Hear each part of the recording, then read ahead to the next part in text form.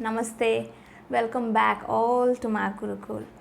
Now, on account of Guru Purnima, I would like to wish all of you a happy Guru Purnima.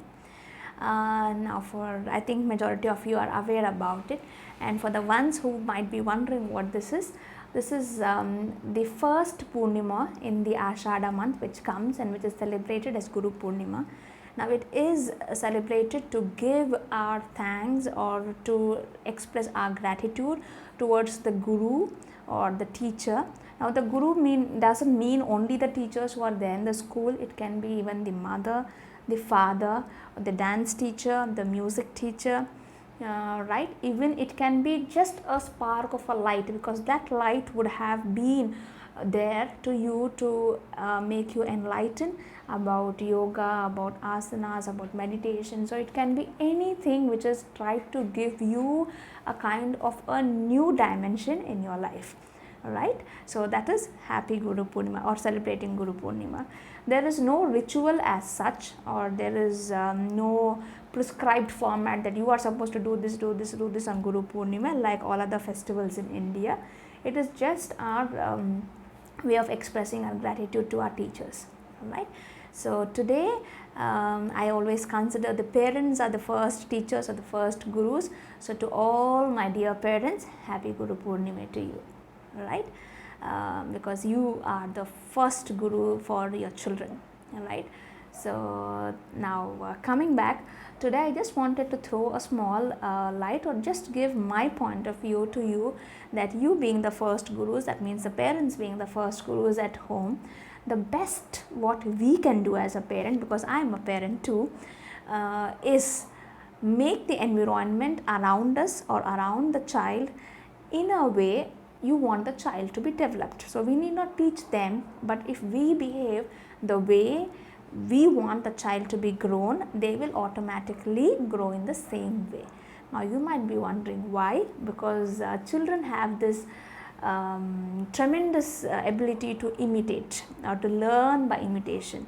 So say for example, if the father in the house has been helping the mother with the daily chores of sweeping, mopping, right, helping the mother in the laundry, the child is going to learn, see and learn the same, that yes, my father is helping, so I can do.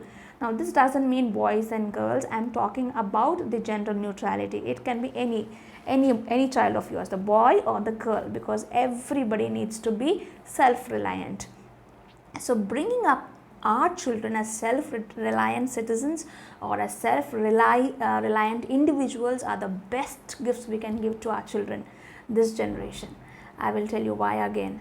If say for example, my child is able to go to the classroom, put his bag in the place, keep his water bottle in the place, knows to open the water bottle, try to put the water bottle into the cap and then drink the water bottle from the cap, not sip through the sipper, because the sippers will have such tiny holes. Every time they're going to put it into their mouth, there will be definitely some food particle stuck in it, or some amount of food particle in it. How much ever you clean, it will still have some dirt, or it will still have some food particles in it.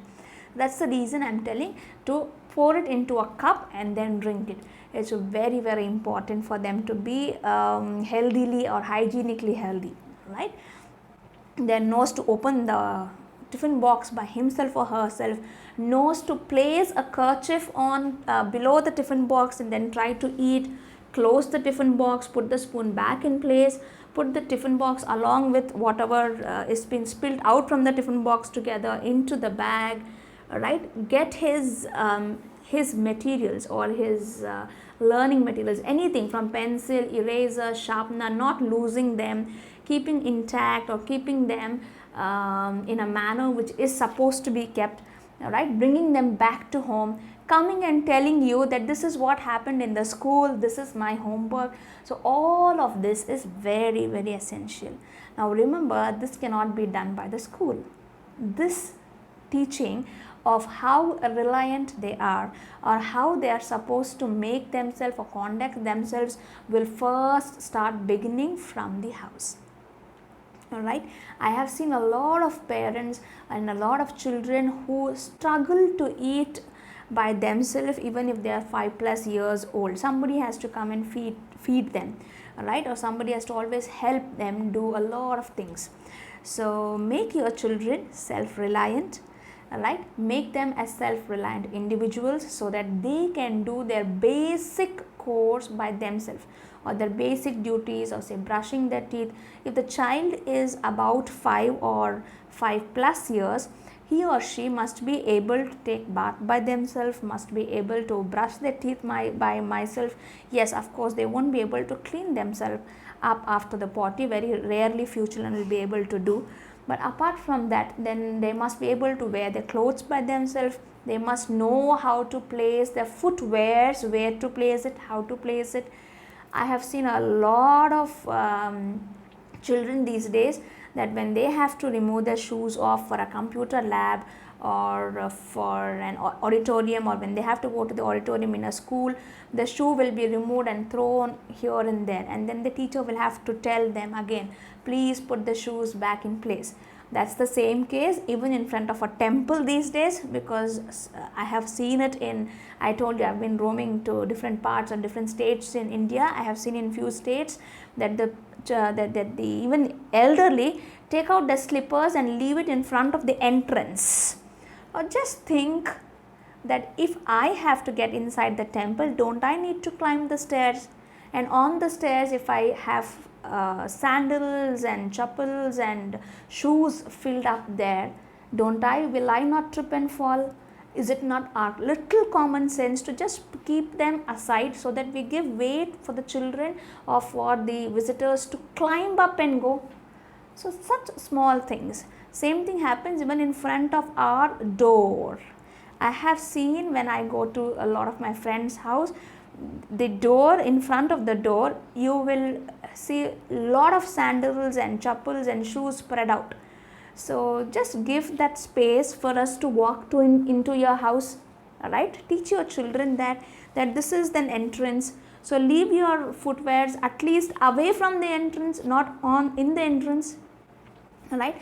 So these are certain small things that we as the first gurus can teach the children, right? So sharing, eating by themselves, then trying to communicate, then respecting their gurus, telling hi, hello, thank you, all right, and then getting back, being responsible of their own materials.